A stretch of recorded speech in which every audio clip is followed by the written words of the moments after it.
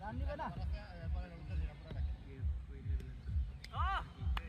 ভাই ক্যাচ উঠবে কিন্তু পুরো ওভার খেলে নেন জাস্ট আউট একদম ওভারে 3 রান জোরে মারবে সব ভাই তো আছে